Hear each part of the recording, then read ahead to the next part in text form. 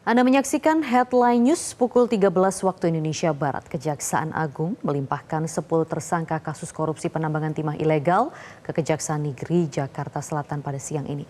Dalam kasus dugaan tindak pidana korupsi penambangan timah ilegal periode 2015-2022 di Provinsi Bangka Belitung ini, diperkirakan negara dirugikan hingga 300 triliun rupiah.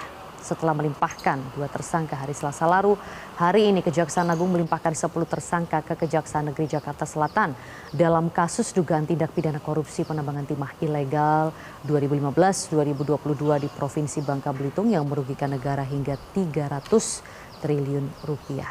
Dan untuk mengetahui informasi terkini mengenai penambangan timah ilegal di tahun 2015 hingga 2022 ini, kita bergabung dengan jurnalis Metro TV Sheha Al-Hadar dan juru kamera Yohanes Don Bosco langsung dari Kejaksaan Negeri Jakarta Selatan. Sheha, siapa saja tersangka yang dinyatakan sudah P21 dan apakah seluruh tersangka sudah tiba di Kejaksaan Negeri Jakarta Selatan?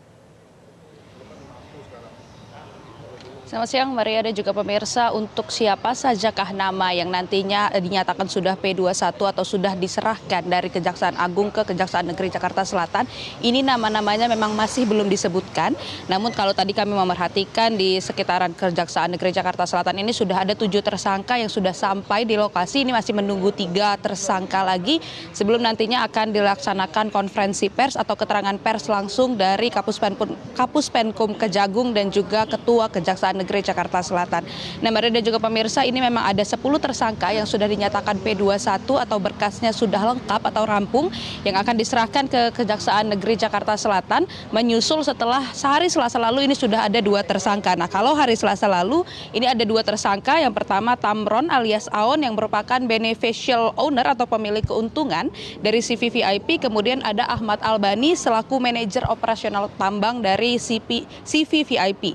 Nah, kemudian juga kalau kita melihat hari Selasa lalu ini bukan hanya 2 tersangka saja yang diserahkan dari Kejagung ke Kejaksaan Negeri, namun ada juga barang bukti. Nah, beberapa barang bukti ini berbentuk barang elektronik, kemudian juga kendaraan pribadi, kemudian juga ada uang tunai dalam berbagai bentuk pecahan mata uang seperti itu yang jumlahnya mencapai hingga miliaran rupiah. Itu dari 2 tersangka yang sudah diserahkan. Nah, kalau hari ini kita masih menunggu apakah nanti yang akan ditujukan hanyalah tersangka ini saja ataukah nanti juga akan ada barang bukti lain yang diserahkan dari Kejaksaan Agung ke Kejaksaan Negeri.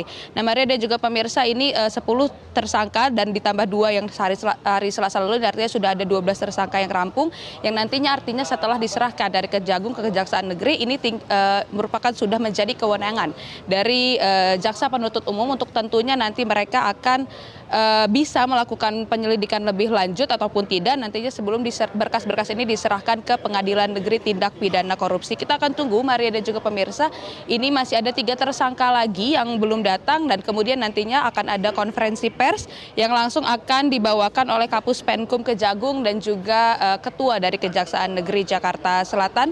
Kita akan tunggu yang rencananya akan dilaksanakan mungkin sekitar 10 hingga 15 menit lagi. Sementara itu kembali ke Anda, Maria.